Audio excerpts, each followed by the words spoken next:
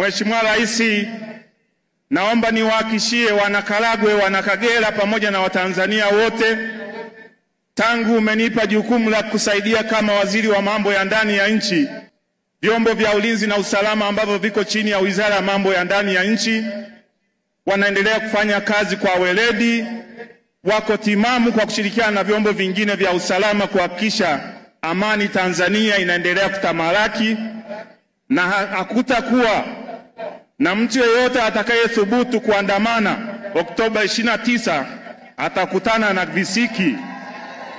Niwaombe vijana wa Tanzania, msikubali kuingia kwenye mkumbo huo. Tunawapenda, tuendelee kuungana na mgombea wetu wa urais. Ilani ya Chama cha Mapinduzi imesheheni mambo mengi mazuri kwa ajili ya maendeleo ya nchi yetu.